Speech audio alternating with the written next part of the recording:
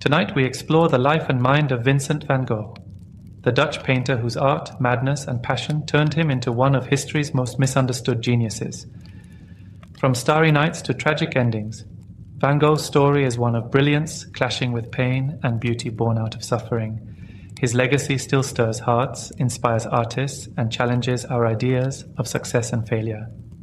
Before you get comfortable, as always, take a second to like the video and subscribe to the channel, but only if you enjoy our content.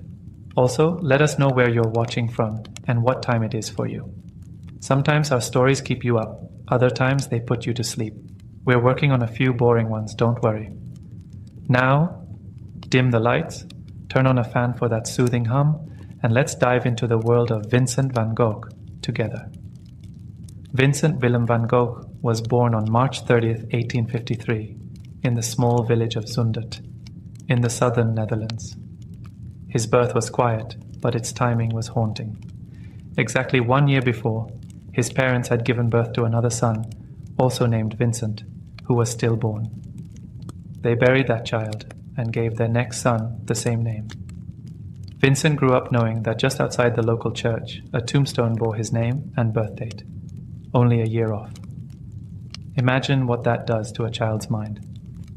He was the eldest of 6 children born to Theodorus van Gogh, a Protestant minister, and Anna Cornelia Carbentus, a woman with a passion for nature and drawing. His family was religious, structured, and modest.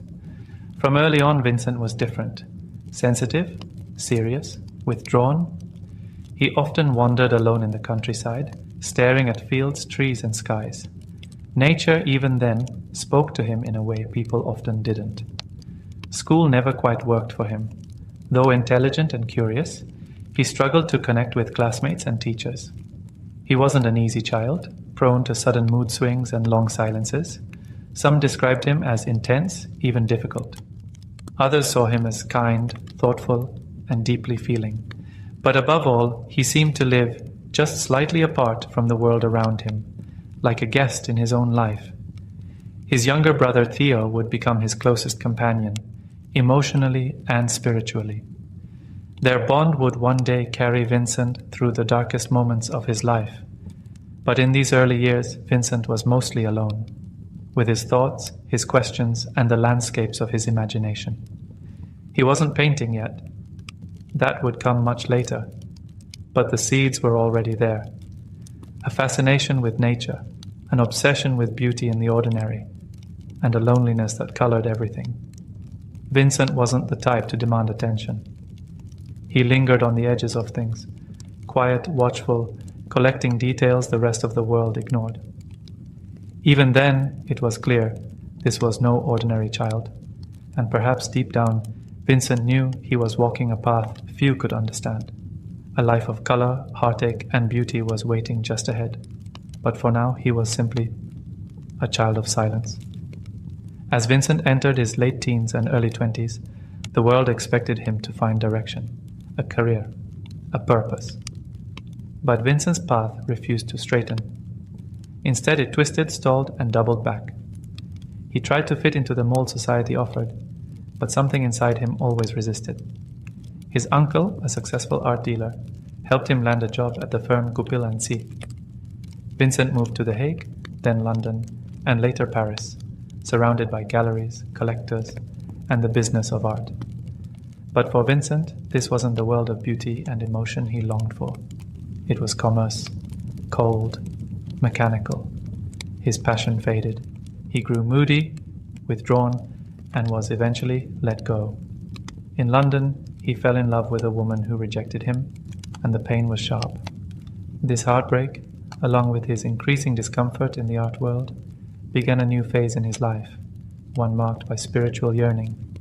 He turned to religion, hoping to serve something greater than himself. He trained briefly to become a minister, but failed his theology exams. Then he took up missionary work in a poor mining region of Belgium known as the Borinage.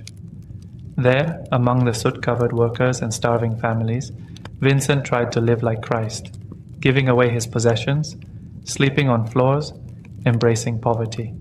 The church saw this as fanaticism and dismissed him. It was another failure, another closed door.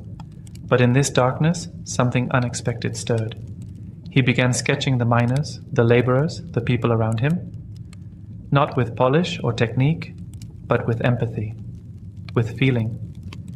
His pencil became a way to understand suffering, to reflect it, and perhaps to soothe it. At 27, after years of restlessness, rejection, and confusion, Vincent made a quiet decision. He would become an artist. Not because it promised success or praise, he had no illusions of that, but because it felt like the only honest way to express what was inside him.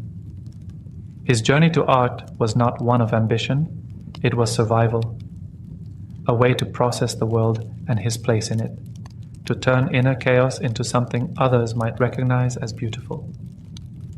Vincent van Gogh hadn't yet painted a masterpiece, but he had found something even rarer, direction, and with it, the first true glimmers of purpose. Vincent's decision to become an artist didn't arrive with a bolt of lightning. There was no applause, no sudden sense of mastery. What came instead was effort. Hard, uncomfortable, relentless effort. He had no formal training, no academic pedigree, and no real support beyond his brother Theo, who quietly began sending him money for supplies and living expenses. But Vincent threw himself into the work. He studied anatomy, perspective, and technique with obsessive intensity.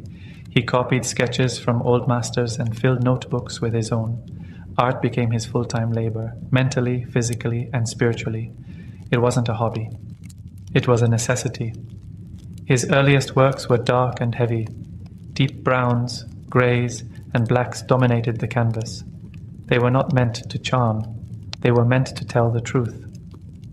Vincent painted peasants in the fields, old women in shawls, worn-out laborers hunched by firelight. He was drawn to the ordinary, to the worn and weathered faces of real life. One of his first significant pieces, The Potato Eaters, was a reflection of that vision. A family sits around a simple table, lit by a single dim lamp. Their hands are rough, their expression somber. You can almost hear the silence between them, feel the exhaustion in the room. Vincent believed it was honest, but the art world dismissed it. Too crude, too grim, too raw. He was crushed, but not defeated. Vincent wasn't trying to please anyone. He was trying to see. He once wrote, "I want to touch people with my art. I want them to say, he feels deeply, he feels tenderly." And he meant it. He wasn't just painting images, he was painting emotions, his own and those of the forgotten people around him. Throughout these early years, he bounced between towns and studios, living mostly in poverty. He rarely ate well. His clothes were often tattered. His health declined. But the more fragile his body became, the stronger his artistic voice grew. He was learning to speak with color, with texture, with silence. Though still unknown to the world, Vincent van Gogh had become something real, an artist not of technique, but of truth. His style was forming, his soul was pouring out, and though recognition was nowhere in sight, a storm of creativity had just begun to gather inside him. In 1886, Vincent van Gogh arrived in Paris, a city that pulsed with energy, art, and change. His brother Theo, now an art dealer, welcomed him into his small apartment in Montmartre. It was cramped and chaotic, but for Vincent, it was a turning point. The Paris art scene was electric, and it would forever change the way he saw the world. Here, he encountered Impressionism and its softer cousin, Pointillism. Gone were the muddy browns and dark shadows of his earlier works. In their place, bright colors, loose brushstrokes, and sunlight captured on canvas. For the first time, Vincent's palette exploded. He traded earth tones for yellows, reds, and electric blues. The grey skies of the Netherlands gave way to skies filled with movement and mood. He also met fellow artists, Henri de Toulouse-Lautrec, Émile Bernard, and Camille Pissarro. Among them was Paul Gauguin, a bold and confident painter whose relationship with Vincent would one day shape and shatter his life. Still, even in the lively cafes and bohemian streets of Paris, Vincent remained an outsider. Socially awkward and emotionally intense, he struggled to connect. He longed not for parties or praise, but for something deeper, understanding. He didn't just want to paint like the others. He wanted to feel differently, to see the world through emotion, not technique. His work became more experimental. He began painting self-portraits, dozens of them, each one capturing a shifting state of mind. In some, he stared directly at the viewer, challenging them. In others, he looked away, as if lost in thought. These portraits weren't about vanity. They were a mirror of his inner turmoil. Though his art was evolving, so was his isolation. The noise of the city, the relentless pace, and the emotional weight he carried became too much. He grew tired, agitated. He needed peace, space, light. And so, in early 1888, Vincent left Paris behind and headed south to Arles, a quiet town in Provence. He imagined it as a kind of sanctuary, a new beginning, a place where he could paint the sun, the wheat fields, and the warmth he so desperately craved. He didn't know it yet, but Arles would become the stage for his most iconic works, and his most painful unraveling. When Vincent arrived in Arles in February 1888, the cold mistral wind was sweeping through the town. But Vincent didn't mind. He had come chasing sunlight, and soon the landscape would bloom with color. Yellow wheat fields, violet mountains, blue skies, everything he had imagined. He rented a small house with lemon-colored walls, the now famous Yellow House, and declared it the beginning of his dream, an artist's haven in the south of France. His plan was simple yet grand. He wanted to build a studio of the South, a shared space where like-minded painters could live, work, and inspire each other, a creative brotherhood. Vincent believed deeply in community, even though he often struggled within it. The solitude of his past made him crave connection, and in Arles he hoped to finally find it. He painted with manic energy, sunflowers in a vase, fields under heavy skies, blossoming orchards, starry nights. His brushwork became more confident, more alive. He no longer painted what he saw, he painted what he felt. The warmth of the sun became a fierce yellow on the canvas. The stillness of a room became a swirl of emotion in color and line. Despite moments of joy, the loneliness lingered. He wrote letters to Theo constantly, describing his work, his meals, his mood swings. Vincent was always trying to explain himself, as if hoping someone, anyone, would truly understand what was going on inside him. In the autumn of 1888, Paul Gauguin finally arrived in Arles.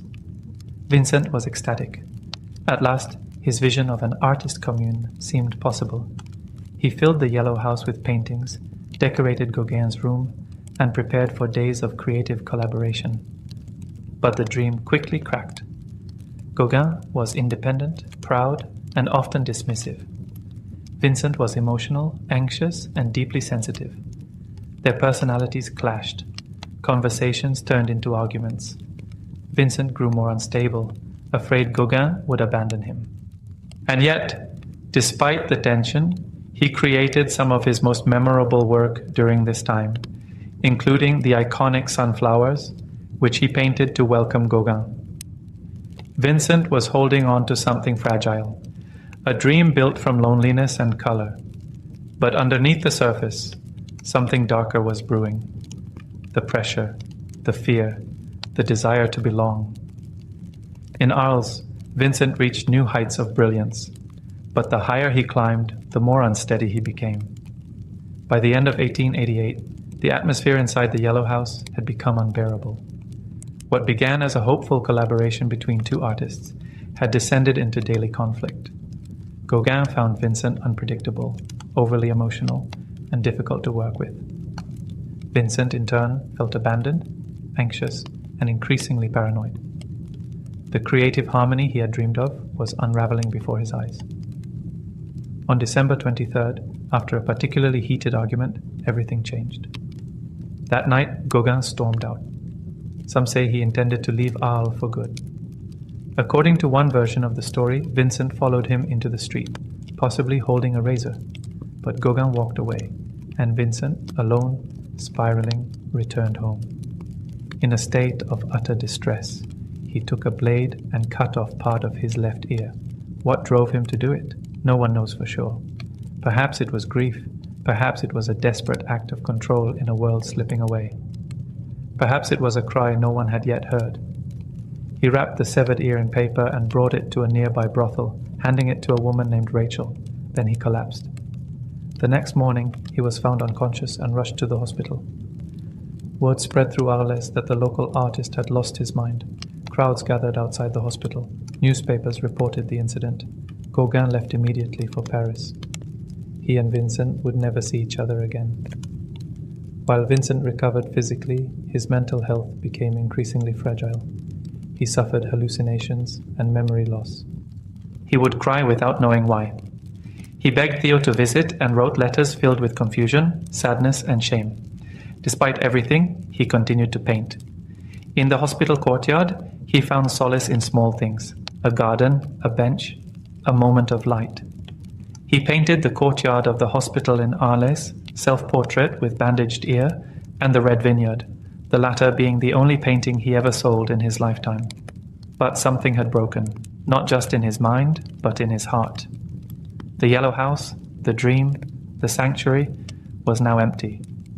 Vincent was alone again, surrounded by whispers, watched with suspicion, his place in the town no longer welcome. And so, with sorrow and consent, he committed himself to an asylum. The ear was gone, the friend had left. But the artist remained. In May of 1889, Vincent van Gogh admitted himself to the Saint-Paul-de-Mausole Asylum in Saint-Rémy-de-Provence. The stone building, surrounded by gardens and olive trees, was once a monastery. Now it became a place of healing, or at least a place of quiet. For Vincent, it was both a prison and a sanctuary. His room had bars on the windows. There were long periods of silence, broken by distant cries from other patients. His days were filled with routine: meals, medication, rest. But whenever he was well enough, he painted. The asylum staff allowed him a studio space, and Vincent used it obsessively. He painted the view from his window again and again: cypress trees, swirling skies, golden fields. He painted flowers, corridors, and the hills beyond the asylum walls. And in a moment of uneasy calm, he painted one of his most iconic works, The Starry Night. The painting wasn't meant to be realistic, it was emotional. The sky pulses with motion, the stars burn like fire, and a quiet village sleeps below. Vincent called it a failure. The world much later would disagree. Though his mental health fluctuated, his creativity surged. He completed nearly 150 paintings in a year, many now considered masterpieces: irises, the olive trees, the bedroom, and Wheatfield with Reaper, each a blend of peace and chaos, light and suffering. But he was never free of the darkness. He experienced terrifying episodes, periods of confusion, panic, and silence. At times he couldn't remember what he had painted. Other times he feared his mind was slipping away forever. He once swallowed paint and turpentine, an act of self-harm that left him weak and shaken. Still, he held on. Throughout it all, he wrote letters to Theo, page after page, filled with thoughts about color, brushwork, emotion, and hope. He tried to explain the unexplainable, what it felt like to fall apart while creating something beautiful. Despite everything, he believed in his work. "What would life be," he wrote, "if we didn't have the courage to try anything?" In the walls of that asylum, Vincent was broken, and yet, in those same walls, he created some of the most powerful art the world would ever know. A man losing his mind, yet finding his soul on every canvas. By May of 1890, Vincent van Gogh left the asylum in Saint-Rémy. His health had improved, and though still fragile, he was eager to return to the outside world. At the suggestion of his physician, he moved to the quiet village of Auvers-sur-Oise, just north of Paris. It was peaceful, filled with open skies, winding paths, and golden wheat fields, landscapes that suited him. More importantly, it was near Theo. Theo, his brother and lifeline, had recently married and become a father. Vincent was happy for him, but he felt a quiet fear growing, fear that he might become a burden, that the financial support, the emotional weight, the worry he caused was too much. He never said it outright, but his letters hinted at it. His tone had changed. Gratitude was now laced with guilt. In Auvers, Vincent was under the care of Dr. Paul Gachet, a physician with an interest in art and melancholy. Vincent painted his portrait twice. "He's sicker than I am," he wrote to Theo, half joking, half serious. But despite his doubts and inner turmoil, Vincent was painting more than ever. In just 70 days, he created more than 70 works. Fields under stormy skies, roads lined with poplars, a church twisting slightly as if seen in a dream. Each painting seemed urgent, vivid, powerful, heavy with emotion. He was pouring everything he had left onto the canvas. And then it stopped. On July 27, 1890, Vincent walked into a wheat field carrying a revolver. No one knows exactly what he was thinking. Maybe he believed his time had come. Maybe he believed his work was done. He shot himself in the chest but survived the initial wound. Staggering back to his lodging, he was found bleeding and taken to bed. Theo rushed to be by his side. They spoke little, but the bond between them needed no words. Vincent, in pain but calm, whispered his final message: "The sadness will last forever." He died in Theo's arms 2 days later. The village buried him beneath a tree-lined hill, surrounded by the very fields he had painted. At the time of his death, Vincent van Gogh was unknown, uncelebrated, misunderstood. But in that silence, a legacy was just beginning to rise. Vincent van Gogh died believing he had failed. He sold just one painting in his lifetime. He was laughed at, misunderstood, pitied. The world never knew what to make of him until it was too late. 6 months after Vincent's death, Theo followed him. He died from illness, grief-stricken and exhausted, never knowing the impact his brother's work would one day have. But Theo's wife, Johanna van Gogh Bonger, stepped into the silence. She inherited hundreds of Vincent's paintings and letters, things most would have discarded. But she didn't see them as failures. She saw them as truth. Quietly, steadily, she began to share Vincent's story with the world. She organized exhibitions, published his letters, and connected his art with the soul behind the brush. What was once dismissed as madness began to be recognized as genius. The world that had turned its back on him began to listen. By the early 20th century, Vincent's work had found an audience, then a following, then a legacy. Museums displayed his pieces. Collectors fought to acquire them. Artists named him as their greatest inspiration. Critics rewrote their histories to include him. And with each passing decade, his name only grew. Today, the Starry Night hangs in the Museum of Modern Art in New York, seen by millions. Sunflowers is considered one of the most recognizable paintings in the world. His letters, deeply human, painfully honest, are studied not just for their insight into art, but into the human condition itself. But Vincent's legacy isn't just in brushstrokes or museums. It's in the way we see pain and beauty now, in how we talk about mental health, isolation, sensitivity, and creativity. He showed us that struggle and genius are often intertwined, that even in despair we can create something luminous. He is perhaps the greatest example of someone who wasn't celebrated in his time, but whose time eventually came. Beneath a quiet hill in Auvers, Vincent lies beside Theo, two brothers forever linked, not just by blood, but by belief. Theo never stopped believing in Vincent, and now neither have we. From silence came color, from suffering, beauty, and from a lonely life, a voice that still speaks, softly, powerfully, to the world. From sorrow and rhythm came something beautiful. The birth of jazz didn't happen overnight, and it didn't come from fame, luxury, or polished music schools. It came from something much deeper, pain, resilience, and joy, found in the cracks of hardship. Jazz was born out of real life. And real life, especially for the black communities in the American South, was marked by both suffering and spirit. After centuries of slavery, even freedom came with struggle. Racism, poverty, and exclusion defined the world outside. But inside churches, homes, and neighborhoods, people built something else. They built community. They built music. Songs became ways to remember, to mourn, to pray, and to celebrate. Drums carried memory. Voices carried history. Every rhythm was layered with something sacred and human. This is where jazz found its roots, not in a single song or solo, but in the way sorrow was carried with grace and turned into rhythm.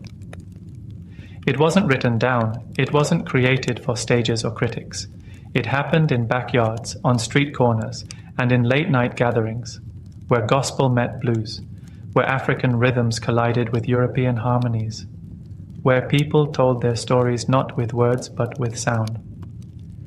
In New Orleans, the city where jazz would take its first breath, life was alive with music. Births, weddings, parades, even funerals had music at their center. A funeral might begin with slow, somber hymns, only to erupt into joyful brass music once the body had been laid to rest. It was a way of honoring both the sorrow of goodbye and the beauty of a life well lived. This balance between heartbreak and celebration became the heartbeat of jazz itself. In those early days, the music had no name. People just played. They mixed styles, they improvised. They followed feeling more than form. And slowly, a new sound began to take shape, one that couldn't be boxed in, one that bent the rules, invited mistakes, and welcomed freedom. That sound was jazz. It didn't erase sorrow. It danced with it. It didn't deny hardship, it transformed it. And in that transformation, something extraordinary was born. Jazz came from pain, but it carried joy. It carried life, and it carried the proof that even in the darkest places, something beautiful can rise. At the turn of the 20th century, New Orleans was unlike any other city in America. It wasn't just a port city, it was a meeting place, a crossroad, a living, breathing blend of culture, language, history, and sound. This was where jazz would be born because no other place had the ingredients quite like this. The city was French, Spanish, African, Creole, Caribbean, Catholic, Protestant, enslaved, free, and everything in between. Each group brought its own traditions, music, instruments, and stories. And instead of remaining separate, these cultures collided every single day. In the French Quarter, you might hear operas or chamber music drifting from elegant salons. In Congo Square on Sundays, you'd find African rhythms in full force, drums, dances, and chants passed down for generations.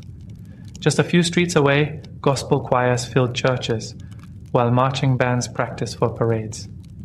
Street performers played ragtime on battered pianos. Children learned hymns by ear. Brass bands marched through the neighborhoods, their sounds spilling into every alley. Music was everywhere, and more importantly, it was shared. New Orleans was one of the few cities where people of different races and classes regularly heard one another's music. Musicians learned from each other, borrowing rhythms, phrases, and techniques. An old spiritual might inspire a new melody. A brass line from a parade could end up in a blues improvisation. There were no boundaries, just inspiration. The city's geography played a role too. Tight-knit neighborhoods meant that sound traveled easily. The call of a cornet or the beat of a drum could reach from one block to the next, drawing people in. A single porch performance could become a jam session by nightfall. This collision of cultures didn't happen peacefully. Segregation and racism were very real, but music found its way around those walls. It was the common language in a divided place. And in New Orleans, that language kept evolving. Out of this rich, noisy, soulful melting pot came something entirely new. Not classical, not folk, not blues, but something made from the pieces of all of them. The sound of jazz was forming, improvised, unpredictable, impossible to define. And no one city, except New Orleans, could have given it life.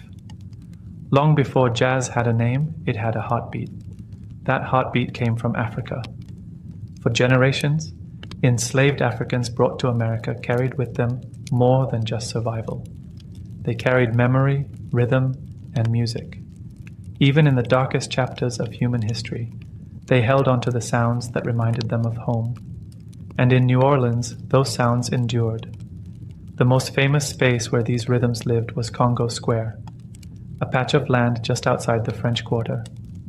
On Sundays, the only day enslaved people were allowed rest, They gathered to dance, play drums, sing, and share traditions.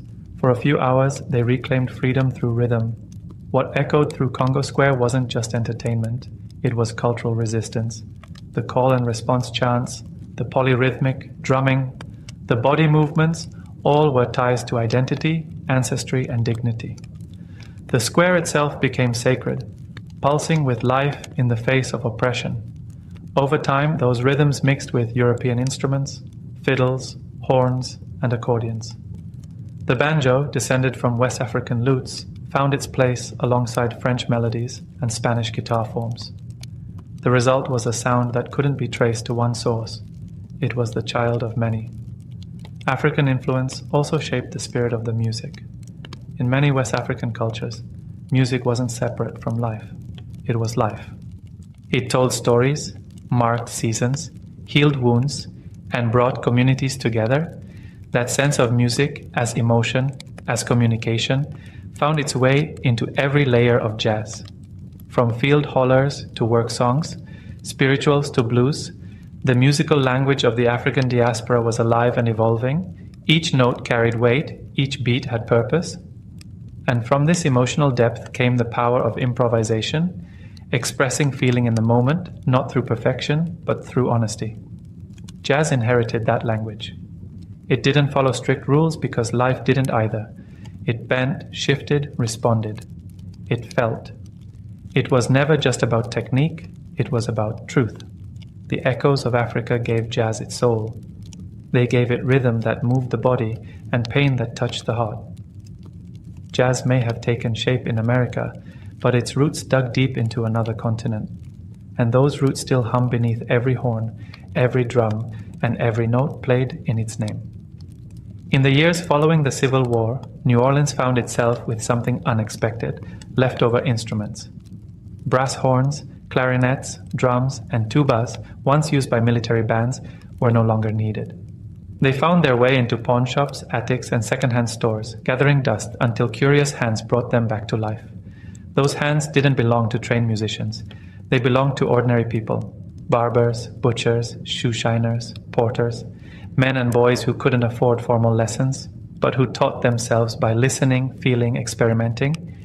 They took those brass instruments and made them speak in ways no one ever had before. The result wasn't polite, it wasn't proper. It was loud, raw, and full of soul. These self-taught musicians weren't reading sheet music. They were inventing their own language, bending notes, sliding between keys, mixing rhythms that weren't supposed to fit together. And in doing so, they made the instruments their own. The cornet became a voice for storytelling. The clarinet wove harmonies like a singer's sigh. The drums held it all together, steady but unpredictable. And the tuba, deep and round, gave the music its powerful heartbeat. Every street in New Orleans became a kind of classroom. Marching bands paraded through neighborhoods. Brass quartets played at fish fries, dances, and funerals. If a child had talent, he could learn just by watching and imitating. You didn't need to be rich, you just needed rhythm. Jazz was forming, not in pristine concert halls, but in motion. It was music you walked with, danced to, lived inside. Improvisation wasn't a trick, it was survival. If you dropped a note, you bent another to catch it. If you didn't know the tune, you made one up that fit. Jazz didn't punish mistakes, it turned them into opportunity. What began with leftover instruments became a revolution.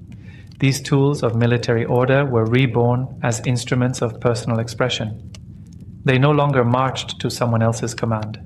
They swung, they swayed, they shouted with joy and pain. In New Orleans, brass wasn't just metal, it was magic. It was transformation, and it would soon become the voice of a whole new music, a music that would spread from those streets to the rest of the world. Charles Buddy Bolden was born in New Orleans in 1877. By the late 1890s, he was already making noise, quite literally. Bolden played the cornet, but not the way others did. His sound was louder, freer, and more emotional than anything the city had heard. They said when Bolden played, you didn't just listen, you felt it. He wasn't trained in music theory. He couldn't read sheet music, but he didn't need to. Bolden played from instinct. He took bits of ragtime, blues, gospel, and brass band marches, and stirred them together into something new. His music didn't fit into a box. It swung, it shouted, it mourned, it had soul. Crowds followed him, clubs filled when he performed. People would dance until dawn. His band played in dance halls and on street corners, at parades and parties, in rough neighborhoods and across the river. He became known for a song called Funky Butt, one of the first jazz tunes ever played, and one that captured the raw, unapologetic energy of his sound. But what made Bolden special wasn't just volume or improvisation, it was how human his playing was. His horn laughed, cried, flirted, and confessed. It spoke when words couldn't. Sadly, Bolden's light burned fast. In 1907, at just 30 years old, he suffered a mental breakdown. He was committed to the Louisiana State Insane Asylum, where he would remain for the rest of his life. He never recorded a single note. No surviving audio exists of his playing. Everything we know comes from stories, passed down from musicians, dancers, and fans who remembered how he made them feel. Yet even without recordings, Bolden's influence echoes in the DNA of jazz. Musicians like Louis Armstrong would later credit him as the father of the sound. The way Bolden bent notes, improvised freely, and played with emotion set the tone for everyone who followed. He was a mystery, a myth, a man who created something immortal with nothing but a cornet, a wild heart, and a rhythm all his own. And though his voice was lost to time, his spirit lives on, in every solo, every swing, and every note played with soul. If Buddy Bolden was the wild flame that lit jazz's first spark, Jelly Roll Morton was the one who gave it shape. Born Ferdinand Joseph Lamothe in New Orleans in 1890, he gave himself the name Jelly Roll and called himself the inventor of jazz. A bold claim, but one rooted in real innovation. Where Bolden brought raw energy, Morton brought refinement. He didn't tame jazz's spirit, but he taught it how to dance in time. Jelly Roll was a pianist, a composer, and a storyteller. By his teenage years, he was playing in brothels, bars, and gambling dens, places where music had to be lively, seductive, and always entertaining. He soaked up every influence New Orleans had to offer. Spanish melodies, ragtime rhythms, Creole folk songs, and African American blues. Then he blended them into his own signature sound. What made Morton different was his ability to write jazz down. He composed intricate arrangements for multiple instruments, turning jam sessions into orchestrated experiences. His famous Red Hot Peppers recordings weren't just performances. They were carefully crafted pieces, filled with syncopation, breaks, and unexpected shifts. Still, Jelly Roll never lost the spirit of improvisation. He left space in his compositions for soloists to shine, for riffs to grow, for surprise to sneak in. He believed jazz wasn't just music. It was feeling, style, and attitude. And he wore that belief like a badge, often dressing in sharp suits and speaking with showman's flair. In 1926, when he recorded Black Bottom Stomp and Dr. Jazz, the world began to listen. His music traveled far beyond New Orleans, reaching Chicago and New York, helping plant jazz firmly on the national stage. But Jelly Roll's importance goes beyond his compositions. He proved that jazz could be both spontaneous and structured, that it didn't have to choose between freedom and form. And he gave future musicians a blueprint, a way to write, record, and preserve a sound that had been mostly passed down by ear. Some say he exaggerated his role in jazz's birth, but even if he didn't invent it, he shaped it, framed it, and pushed it forward. Jelly Roll Morton gave jazz its first spine, and yet it still danced. If jazz had a heartbeat, it would sound a lot like Louis Armstrong. Born in 1901 in one of New Orleans' roughest neighborhoods, an area known as the Battlefield, Armstrong came into a world of poverty and hardship. His father left early, and his mother often struggled to make ends meet. As a boy, he worked odd jobs to help his family, and one day, after firing a pistol in celebration on New Year's Eve, he was arrested and sent to a home for troubled boys. But that home changed everything. There, Louis was introduced to the cornet, and from the moment he held it, something awakened inside him. Music became his voice, his escape, and soon his identity. He learned quickly, listened deeply, and absorbed everything from the local players around him, especially his idol, King Oliver, one of New Orleans' top band leaders at the time. By the early 1920s, Armstrong had joined Oliver's band in Chicago. His sound was unmistakable, warm, bold, and full of life. Unlike many musicians of the day, Armstrong didn't just blend in with the band. He stood out. His solos sang. They soared. And when he began to sing too, with that gravelly, joyful voice, he won hearts instantly. Armstrong brought something to jazz that hadn't been fully realized before: personality. He turned solos into conversations. He made his trumpet laugh, weep, dance, and dream. His recordings with the Hot 5 and Hot 7 bands like West End Blues and Heebie Jeebies weren't just performances, they were moments. Scat singing, which he popularized by accident when he dropped his lyric sheet mid-recording, became a jazz staple. And his smile, wide, sincere, and full of mischief, became a symbol of the joy jazz could bring. Louis Armstrong didn't invent jazz, but he gave it its soul. He turned a regional sound into a global voice.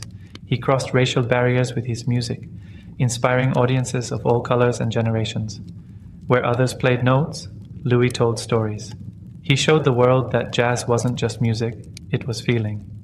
And no one felt it more deeply, or shared it more generously, than the man from the battlefield with a trumpet in his hands and the world in his heart. As jazz began to travel north to Chicago, east to New York, and eventually around the world, New Orleans remained its sacred home.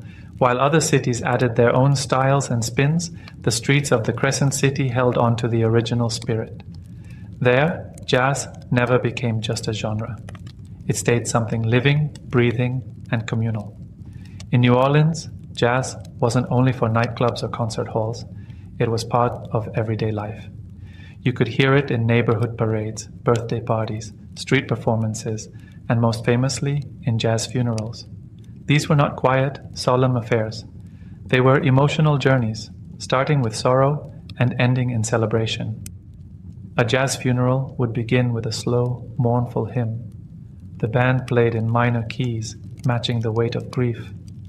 But once the body was laid to rest, the music would transform. The tempo would rise, the horns would dance, people would clap, spin umbrellas, and form a second line. A group of dancers and followers who turned mourning into movement. That spirit, the ability to honor pain while embracing joy, was at the heart of New Orleans jazz. Even as the music industry evolved and jazz gave way to swing, bebop, and later fusion and modern interpretations, New Orleans held tight to the early traditions. Musicians passed songs down by ear, not just through lessons, but through living the music. Children grew up watching uncles and neighbors play on porches and street corners. Instruments were often shared. Bands were made of cousins, classmates, and old friends. This wasn't nostalgia, it was legacy, a living thread that tied each generation to the next. New Orleans jazz also remained deeply tied to place. You could walk through the French Quarter and still hear the same rhythms that Buddy Bolden might have played over 100 years earlier. Brass bands marched through the same streets. Clubs like Preservation Hall kept the old songs alive, not as museum pieces, but as expressions of the now. In a city shaped by joy and tragedy, floods and festivals, jazz was the music that carried its soul. It had survived wars, poverty, racism, and even natural disasters. Because jazz wasn't just something New Orleans created, it was something it needed. A voice that had never stopped singing.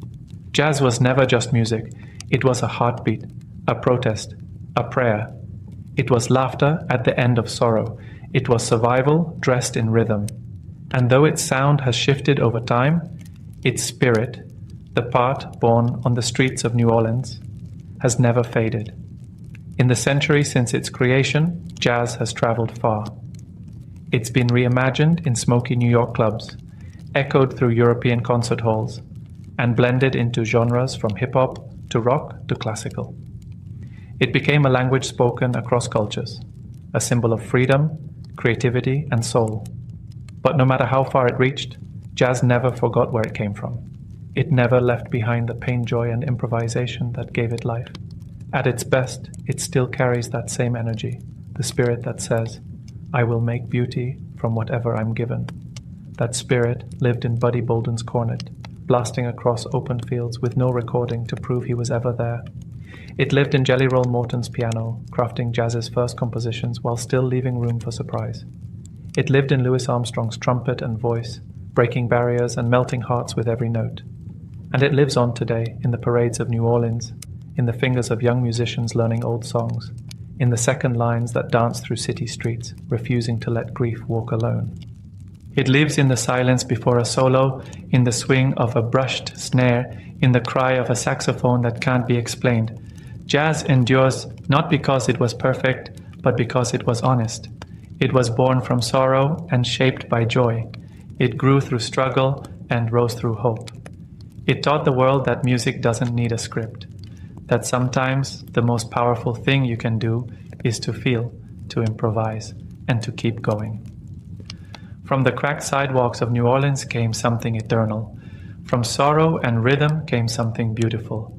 And though the names may change, the instruments may shift, and the songs may evolve, the soul of jazz plays on, softly, boldly, always. The morning of December 7, 1941, began quietly at Pearl Harbor, a sprawling naval base nestled along the southern coast of Oahu, Hawaii. The sun rose gently over the Pacific, casting a warm glow across the waters. Palm trees swayed in the light breeze. Seagulls floated overhead. The ships in the harbor, some of the most powerful in the U.S. Navy, rested at anchor, gleaming in the morning light. For the men stationed there, it was a Sunday like any other, a day of rest. Some slept in, grateful for the slower pace. Others wrote letters home, drank coffee, or read the paper. Church services were being prepared. Breakfast was served in mess halls. For the lucky few, it was a chance to enjoy the beach or head into town. There was no reason to be alarmed, no tension in the air, no sense of threat. Hawaii, for all its strategic importance, felt worlds away from the war unfolding in Europe and Asia. Life at Pearl Harbor moved with a sense of order, routine, and comfort. Aboard the battleships, sailors performed their usual duties. Some were scrubbing decks, others stood watch. Officers checked rosters. Mechanics inspected equipment. The massive vessels, the Arizona, Oklahoma, West Virginia, and others, were quiet, alive with activity, but unaware of what was coming.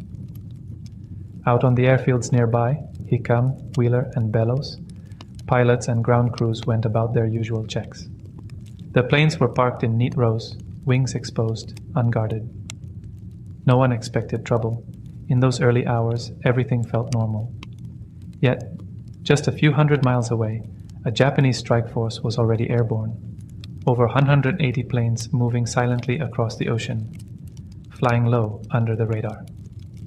Their mission: deliver a surprise attack that would cripple the United States Pacific Fleet in a single blow. But here, on the ground at Pearl Harbor, there was no warning. Just the usual hum of engines, the smell of salt in the air, and the quiet sounds of morning routines. It was a peaceful moment. The last one many would ever know. In less than an hour, this calm would vanish, shattered by fire, steel, and history. But for now, it was just a morning like any other. At exactly 7:48 a.m., the sky over Pearl Harbor changed. Without warning, the first wave of Japanese aircraft swept in from the north, 183 planes in total. Fighters, bombers, and torpedo planes filled the horizon in tight formation, their engines roaring low above the water. To those on the ground, it was sudden and surreal. A sound that didn't belong to Sunday. The calm morning shattered. Within seconds, the air erupted with the sound of machine guns, bomb blasts, and screaming engines. The Japanese planes dove toward the harbor with terrifying precision, targeting battleships, cruisers, destroyers, and airfields in synchronized waves. Sailors aboard the ships scrambled to action stations, many barefoot, shirtless, still pulling on their uniforms as they ran. But there was little time to react. Bombs exploded on decks. Torpedoes streaked through the water, slamming into hulls. Planes dropped from the sky like thunderbolts. On the ground, chaos broke out at Hickam Field and other nearby air bases. Aircraft were lined up wing to wing, perfect targets for strafing runs and incendiary bombs. Hangars burst into flames. Barracks were torn apart. Men grabbed rifles and fired into the sky with little effect. The USS Arizona took a direct hit to her forward magazine. The explosion was instant, catastrophic. A column of fire shot high into the sky, and the ship began to sink immediately, dragging hundreds of men down with her. The USS Oklahoma was struck by multiple torpedoes, capsizing in under 15 minutes. Trapped sailors banged on the overturned hull, hoping someone would hear them. Some were rescued, many were not. Smoke rose across the harbor, thick and choking. Burning oil covered the water's surface, igniting as sailors dove in, trying to escape. The air was filled with the sounds of alarms, shouting, and the steady, relentless assault from above. The Japanese had achieved total surprise.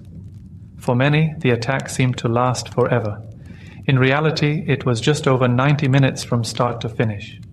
But in that brief window of time, a quiet harbor became a battlefield. Ships were torn apart, lives were lost, and the illusion of safety in paradise was gone forever. The day was no longer peaceful.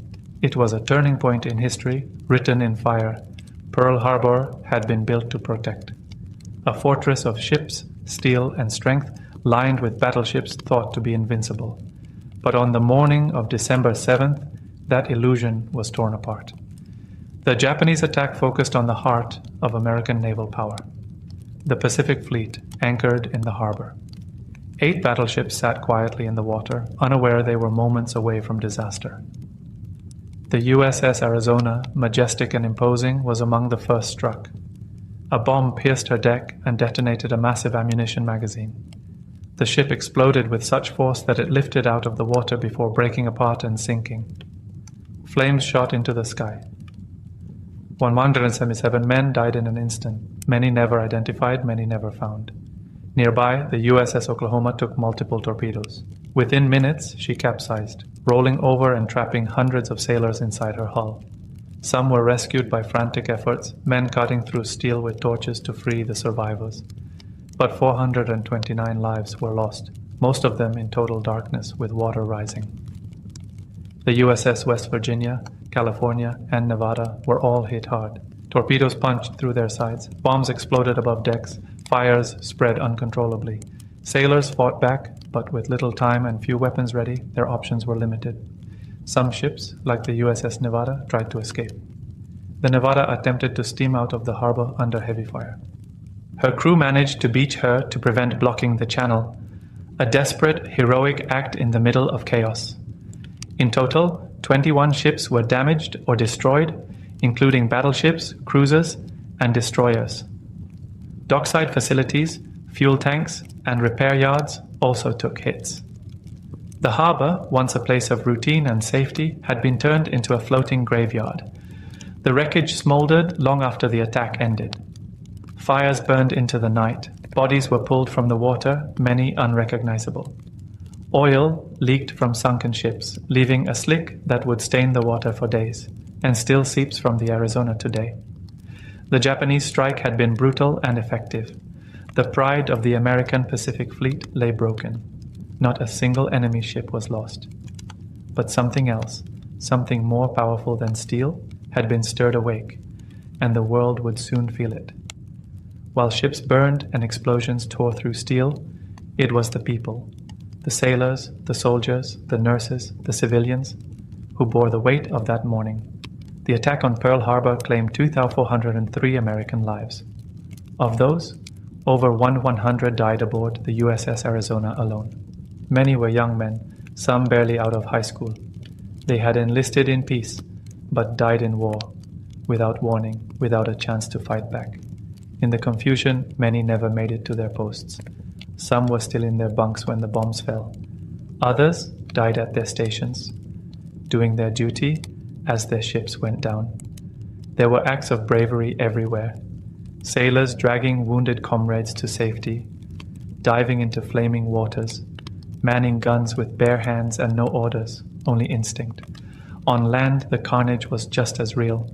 Civilians and military personnel alike were caught in the crossfire at airfields like Hickam Field and Wheeler Army Airfield.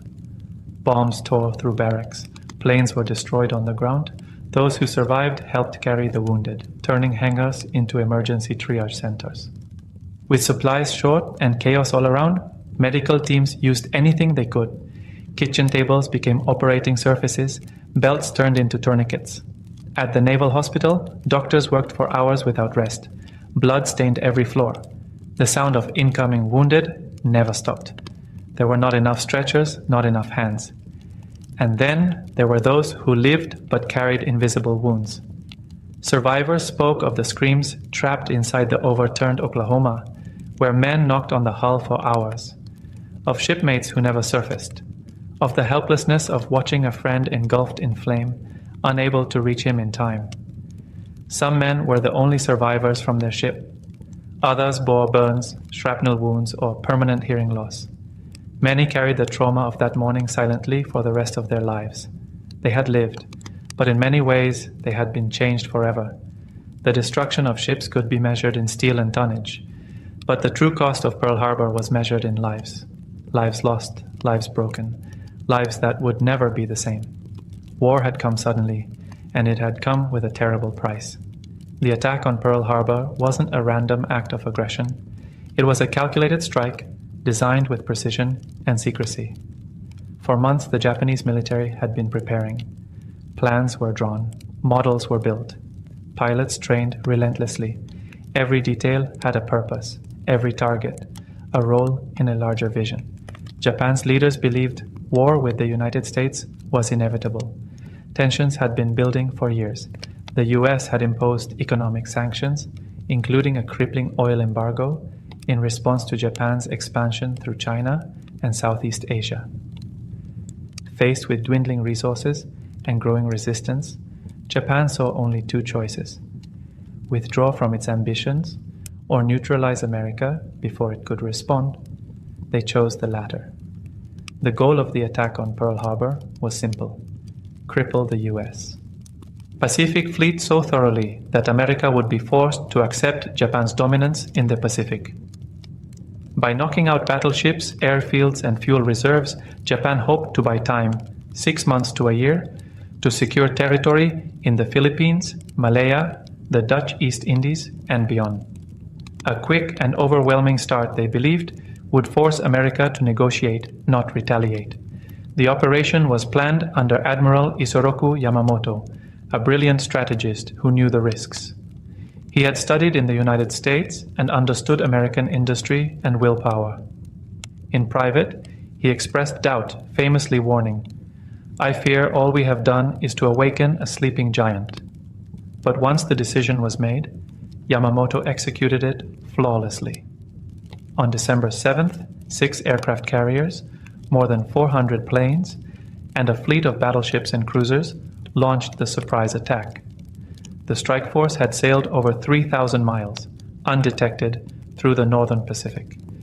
It was one of the most daring naval operations in history, and on a tactical level it worked. Battleships were sunk, airfields were destroyed, America was caught off guard. But Japan had miscalculated one thing: the American spirit. The hoped-for negotiation never came.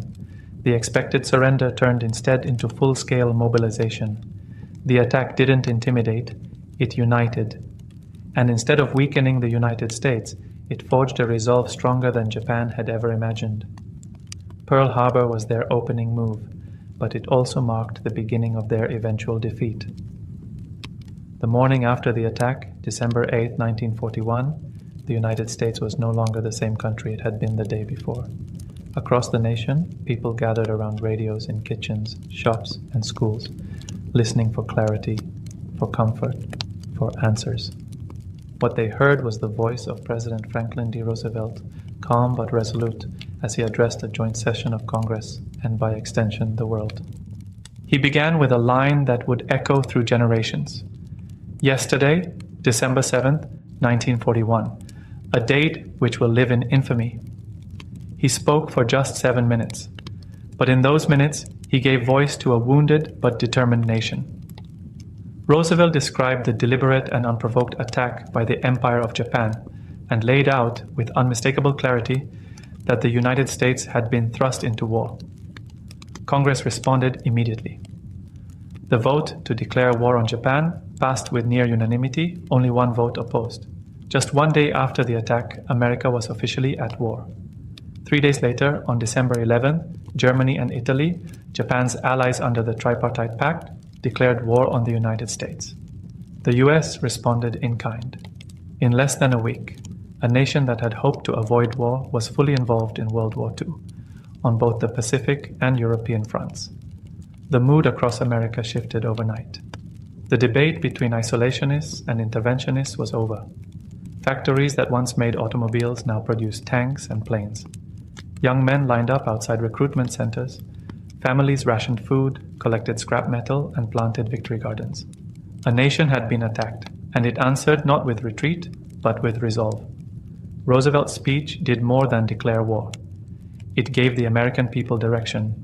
It defined the moment not just as a tragedy, but as a call to action. A moment of sorrow, yes, but also of unity and purpose. Pearl Harbor was no longer just a place. It had become a symbol of what was lost and what would rise in its place. From the ashes of the harbor came a declaration. From that declaration came a war effort. And from that war effort, history would be rewritten. December 7th had changed everything, and America would never forget. Before Pearl Harbor, America was a nation divided, caught between the instinct to stay out of foreign wars and the growing awareness that the world was slipping into chaos. Europe was already in flames. Hitler's armies had swept across the continent. Japan had invaded China and threatened Southeast Asia. But still, many Americans believed it wasn't their fight. That changed in a single morning. The attack on Pearl Harbor transformed isolation into action. The debate was over. America was now fully involved, not just emotionally, but militarily, economically, and politically. And from that moment forward, the United States would become a decisive force in the outcome of World War II. Factories roared to life. Assembly lines that once built cars and appliances began churning out tanks, planes, rifles, and warships. This shift, called the Arsenal of Democracy, turned the US into the world's largest producer of war materials. In time, American factories would outbuild all Axis powers combined. Young men enlisted by the millions. Some volunteered the very next day. Others were drafted.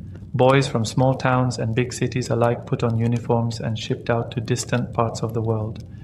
Many had never left their home states. Now they found themselves in Europe, North Africa, or across the Pacific.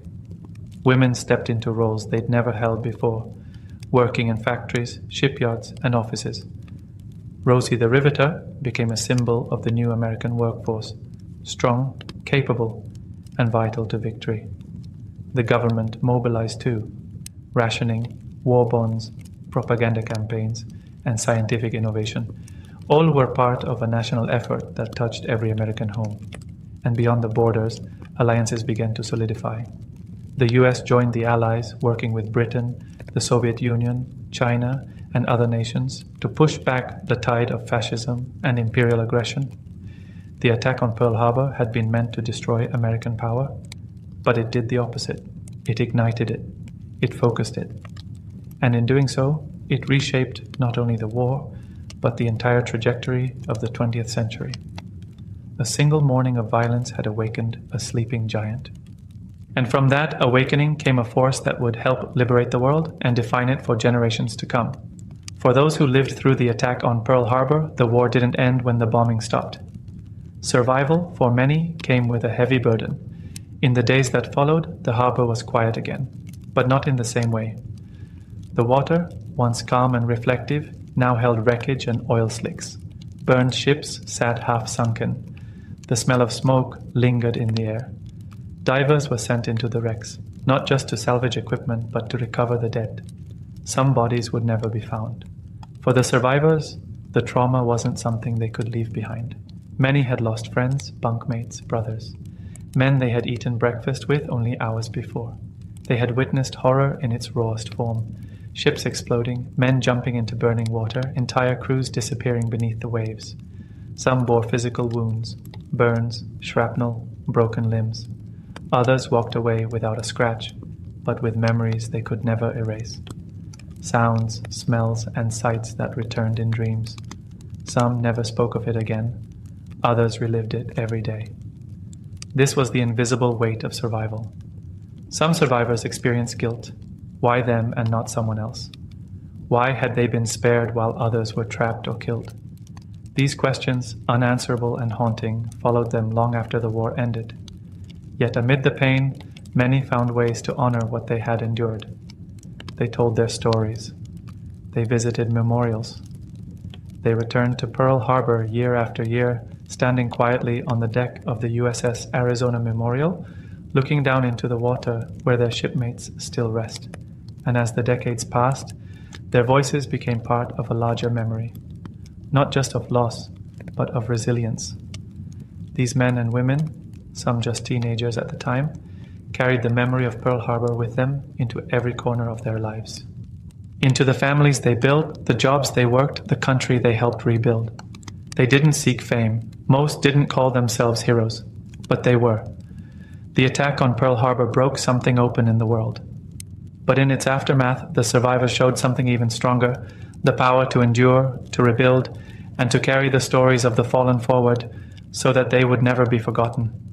Today, Pearl Harbor is not just a military base. It is a place of remembrance. More than 80 years have passed since the morning of December 7, 1941, but the memory remains vivid, preserved in history, retold by generations, and honored by those who still walk its shores. The harbor that once echoed with explosions and sirens now holds a calm silence, broken only by the sound of waves and the gentle hum of passing boats. At the center of this memory floats the USS Arizona Memorial, a white structure that spans the sunken battleship below. It stands not in grandeur, but in reverence. Beneath it lie the remains of over 900 sailors, still entombed in the ship's rusting hull. Drops of oil continue to rise to the surface. Black tears, some call them. A steady, solemn reminder of lives lost. Each year, survivors, veterans, families, and visitors from around the world come to this place. They stand in silence, read the names engraved in marble, and remember what was sacrificed. Some place lays in the water, others simply pause, heads bowed, watching as history quietly breathes beneath the waves. Remembering Pearl Harbor isn't just about honoring those who died. It's about understanding what was awakened that day, the strength of a nation, the unity of a people, the resilience of those who lived through it. As the years pass, the number of living survivors continues to dwindle. Most who were there that day are now gone. But their stories live on in letters, interviews, museums, and memorials. In classrooms and documentaries, in the quiet words shared between grandparents and grandchildren.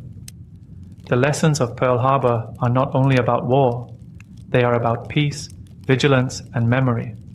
They remind us how quickly the world can change, how deeply loss can be felt, and how vital it is to remember the past so we don't repeat it.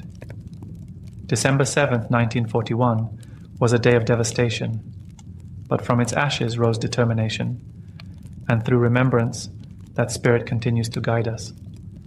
Pearl Harbor is not forgotten.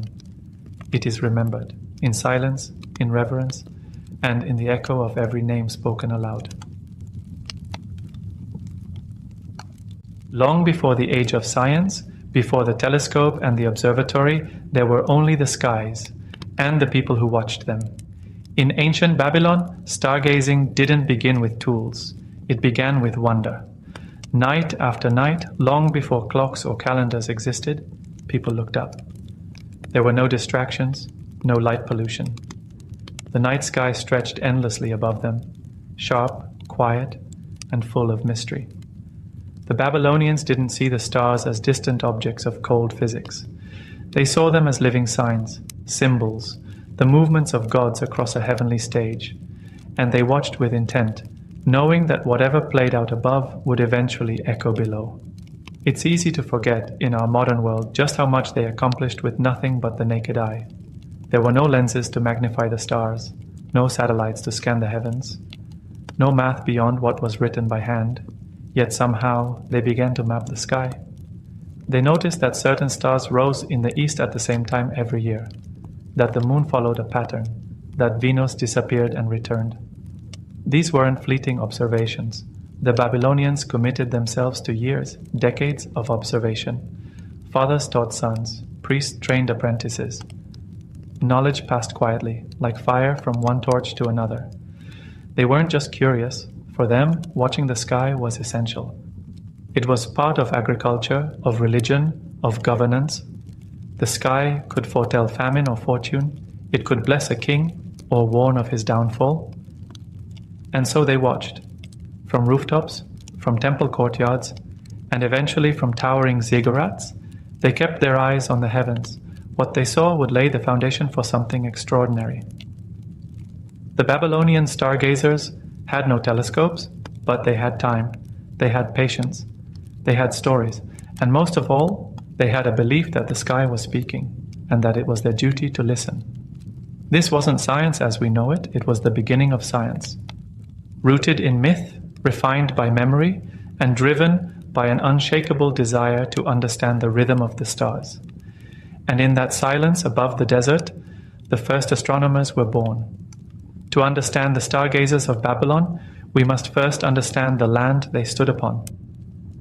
Ancient Babylon was nestled in the heart of Mesopotamia, between the great rivers Tigris and Euphrates. It was a place of contrasts, fertile fields fed by irrigation, vast stretches of desert, and skies that seemed to go on forever.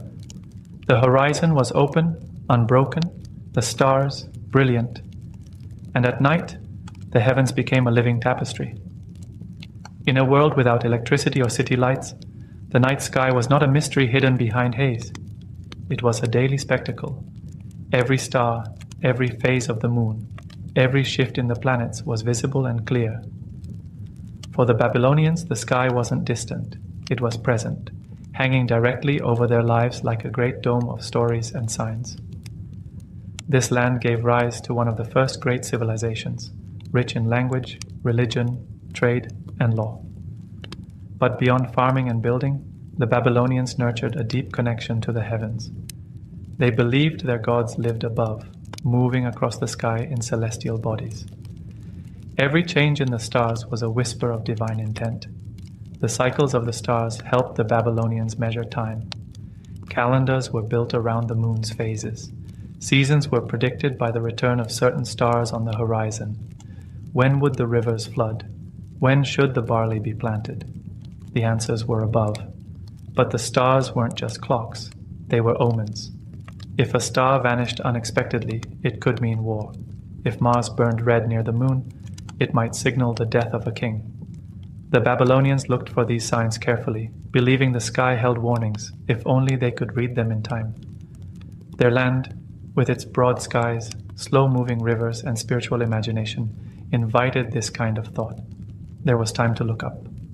There was meaning in looking up, and so, in this cradle of civilization, between two rivers under an ancient sky, a new form of knowledge began to take root, part science, part belief, and entirely bound to the stars. It was in this land that the ancient Babylonians began their long watch. In ancient Babylon, stargazing wasn't a pastime. It was a sacred responsibility, carried out by a select few who were trusted not just with knowledge, but with meaning. These were the astral priests, part scientists, part prophets. They belonged to a class known as the Baru or diviners, religious officials whose role was to interpret signs from the gods. Among them were those whose gaze turned skyward, night after night, to read the heavens like a divine script. They were not ordinary priests. Their work required patience, precision, and discipline. These men were educated in mathematics, writing, and observation. They kept meticulous records, etching their findings into clay tablets using cuneiform script, the earliest known writing system. These tablets didn't just describe what was seen, they interpreted it. Every comet, every planetary alignment, every strange shadow cast on the moon was logged alongside its possible meaning. The priests believed the sky was not random. It was ordered, deliberate, a reflection of divine will. The gods were not silent, they were speaking through the movements of stars and planets. It was up to the priest to listen carefully, to understand, and then to advise the king or the people. Their work had weight. A single celestial event could affect royal decisions. Wars were declared or avoided based on planetary patterns. Festivals were planned with lunar cycles.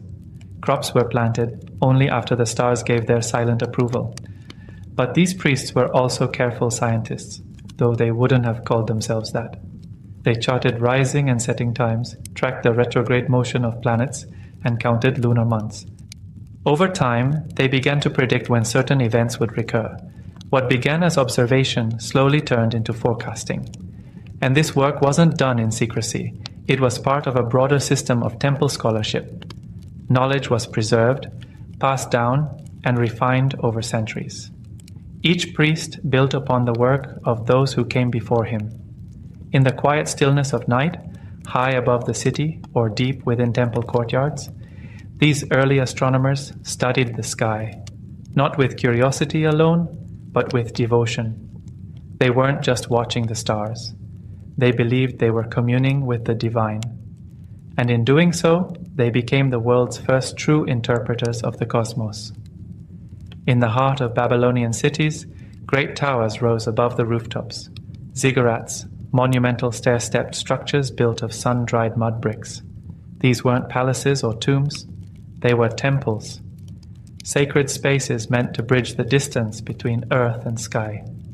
To the Babylonians, ziggurats were more than architecture.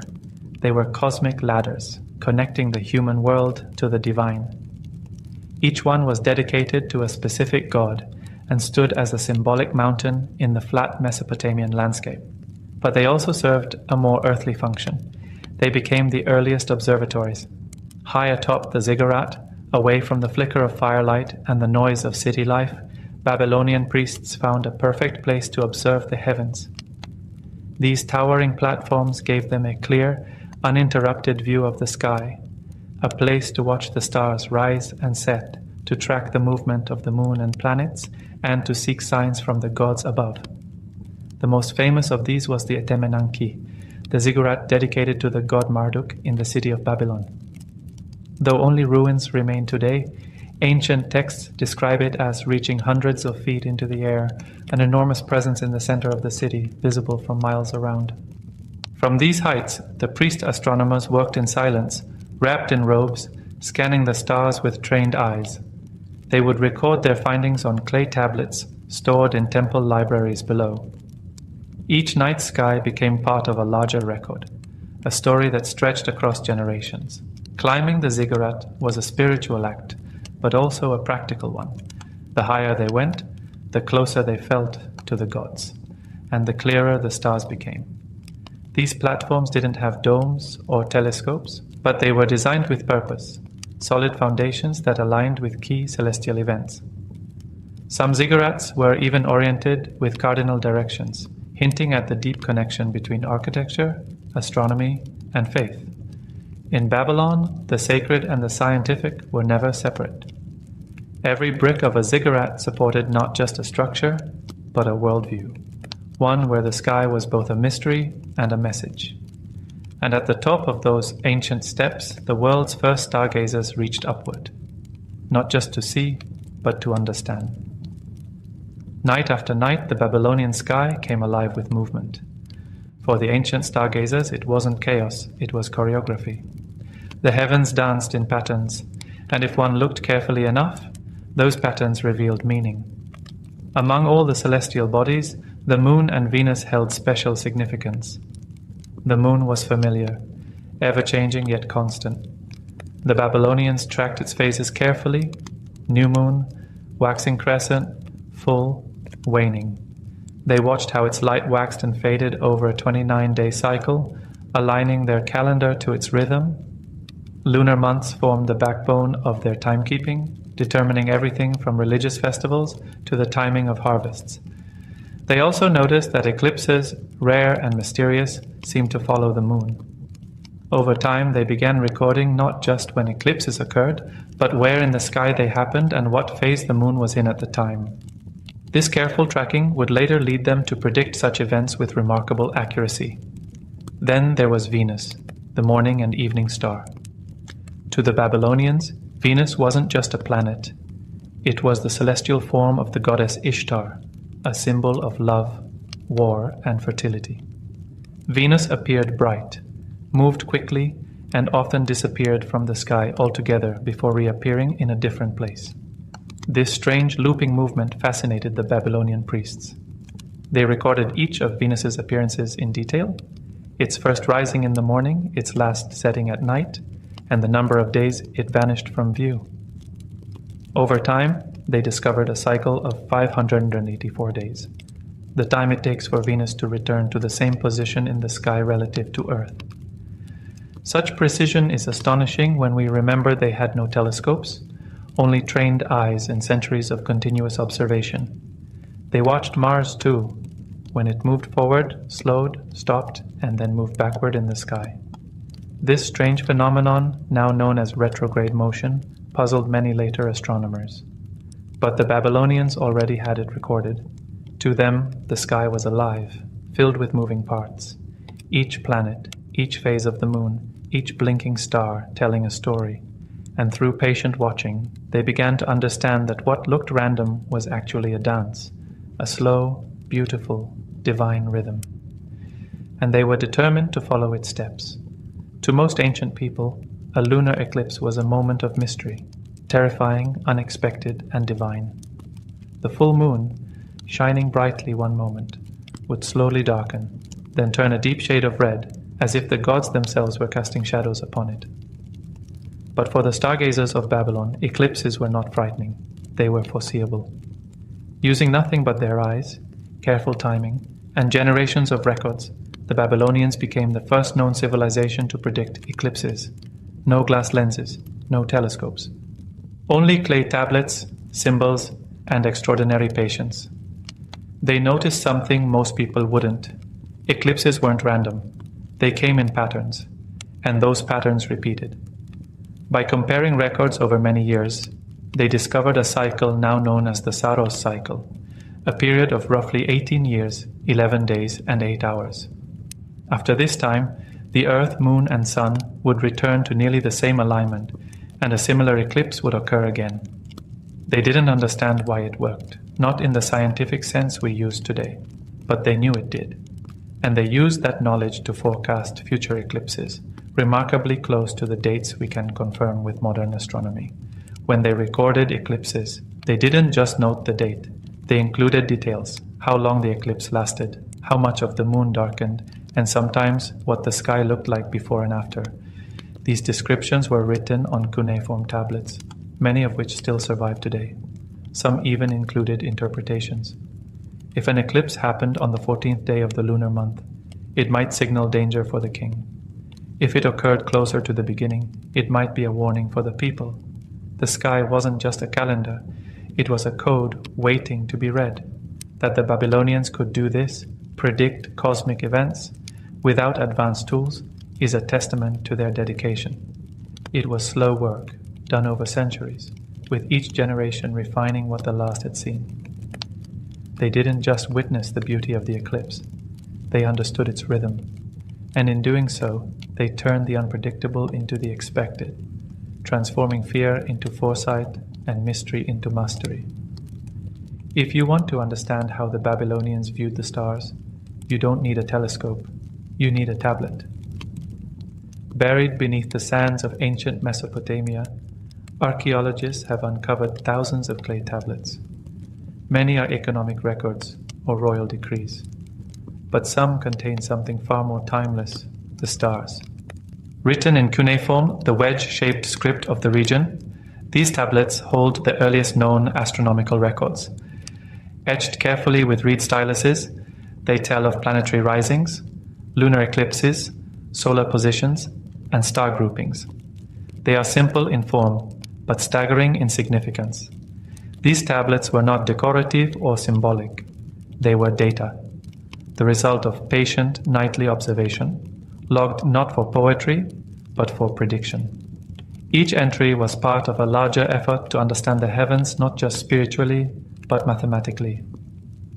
One of the most famous collections comes from the city of Uruk, were tablets dating back to the 7th century BCE detail observations of Venus, complete with rising and setting times, gaps in visibility, and cyclic patterns. These records show not only recognition of Venus's unique motion, but a clear grasp of its repetition over time. Even more astonishing is how advanced their numerical methods were. The Babylonians used a base 60 system, what we still use today, to divide hours and angles. They could calculate time, distance across the sky, and the length of lunar months with surprising accuracy. Some tablets contained procedure texts, mathematical formulas used to model the movements of planets. These weren't guesses. They were the beginnings of scientific astronomy. Though the language on the tablets may seem cryptic now, scholars today can match many of the recorded events to verified astronomical occurrences, confirming eclipses and planetary alignments that happened over 2,500 years ago. And beyond their numbers, the tablets offer us something more, a glimpse into the minds of those who first looked up and decided to write it down. They didn't just observe the cosmos, they archived it, preserved it, passed it forward. Long after the stars they studied had shifted, long after their ziggurats crumbled and their cities fell, their records endured, waiting beneath the dust to speak once more.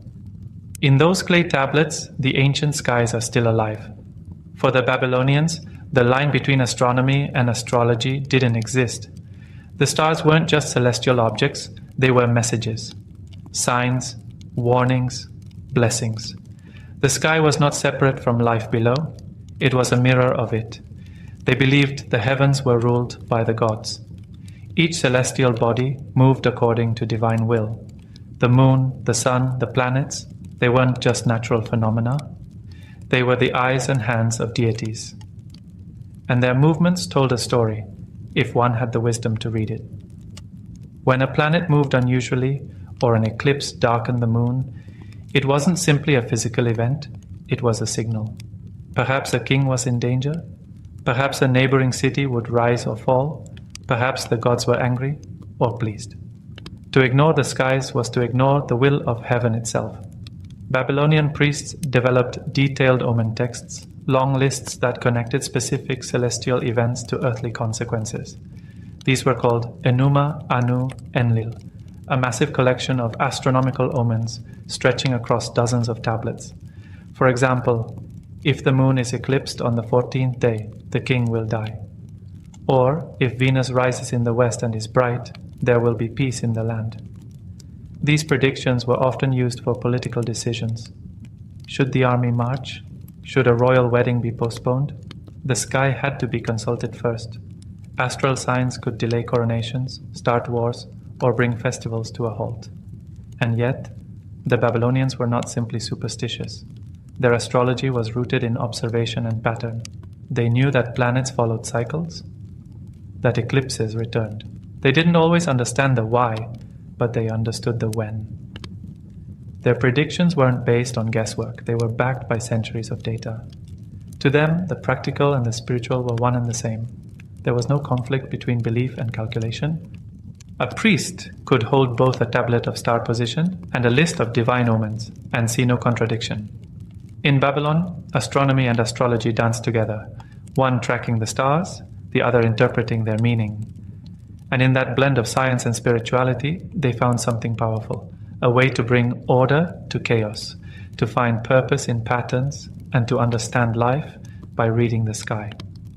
Today, we gaze at the night sky through powerful telescopes.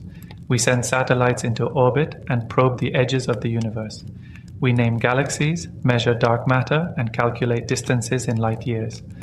But behind every modern discovery lies something older, the first spark of wonder lit by civilizations like Babylon. Though their temples have crumbled and their kings forgotten, the Babylonian legacy lives on, etched into clay tablets, buried in stone, and written across the night sky. They were among the first to turn stargazing into something structured, something recorded, something studied. They gave us more than mythology. They gave us methods. Their base 60 number system, developed for trade and timekeeping, still shapes how we measure angles and minutes. Their lunar calendars became the foundation for religious observances across cultures. Their records of eclipses and planetary cycles have helped modern astronomers verify historical dates with stunning precision. But their greatest contribution wasn't a specific theory or equation, it was a mindset. The Babylonians showed that the sky was not unreachable, that it could be observed, understood, and perhaps, just perhaps, predicted. They looked up and asked questions. Not just, what is it, but what does it mean? They gave voice to the stars, and in doing so, they invited generations to listen. Ziggurats no longer pierce the skies of modern cities. The clay tablets sit in museums now, carefully translated and studied. But the spirit of those early stargazers remains. It lives in the astronomer who stays up late tracking a comet, in the child who asks why the moon changes shape, in the scientist who still believes there is more to discover. Every time we chart a constellation or track a planetary orbit, we walk a path they once began, on rooftops, in courtyards, and atop sacred towers. They didn't have telescopes, they didn't have modern math, but they had curiosity, patience, and a deep sense of awe.